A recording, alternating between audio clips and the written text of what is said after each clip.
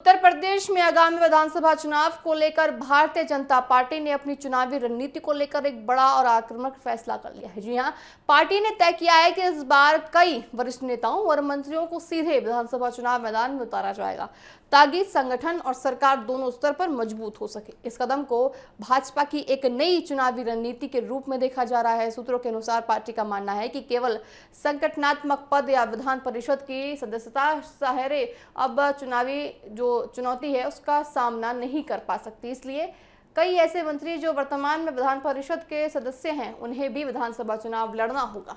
उनमें उप मुख्यमंत्री, कैबिनेट मंत्री, राज्य मंत्री तक के नाम शामिल बताए जा रहे हैं। सूची में डिप्टी सीएम केशव प्रसाद मौर्य, स्वतंत्र देव सिंह, भूपेंद्र चौधरी, ए.के. शर्मा, अर्द्रा सिंह चौहान जैसे प्रमुख नेताओं के नाम शामिल हैं जो इस समय विधान परिषद के सदस्य हैं। पार्टी का मानना है कि इन नेताओं को विधानसभा चुनाव में उतारने से संगठन को जमीनी स्तर पर मजबूती मिलेगी और जनता के बीच सीधा संदेश भी जाएगा। साथ ही देखिए, इसके अलावा राज्य मंत्रियों और पूरी तरह से प्रभाव अन्य नेताओं को भी विधानसभा चुनाव लड़ने की तैयारी की जा रही है। हालांकि देखिए, कुछ नेताओं को विशेष परिस्थितियों के चलते छूट दिए जाने की संभावना भी जताई गई है।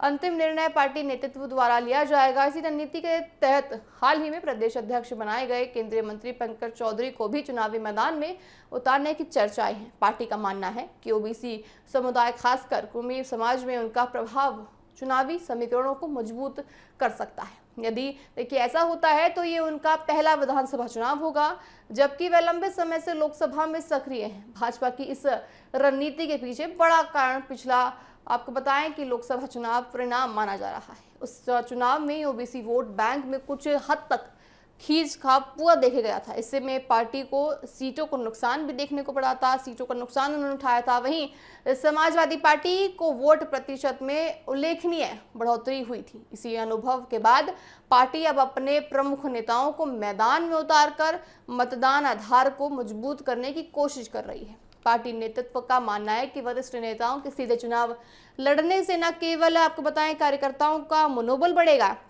बल्कि मतदाताओं के बीच ये संदेश भी जाएगा कि नेतृत्व पूरी तरह से चुनावी चुनौतियों को गंभीरता से ले रहा है। कुल मिलाकर भाजपा की ये रणनीति आने वाले चुनाव में बेहद महत्वपूर्ण मानी जा रही है, क्योंकि ये सीधे तौर पर राज्य की सियासी दिशा और जातीय समीकरणों को प्रभावित कर सकती है। अब देखना ये होगा कि वरिष्ठ नेताओं की अग्नि परीक्षा चुनावी नतीजों में कितनी ज्यादा असर डाल सकती है। क्या कुछ देखिए, विधानसभा चुनाव आने वाले हैं उत्तर प्रदेश में, तो जो अब सरकार कर रही है ये भी अपने आप में राजनीति है और एक रणनीति है। ये रणनीति कितनी ज्यादा उनके लिए सफल हो पाएगी ये वक्त बताएगा।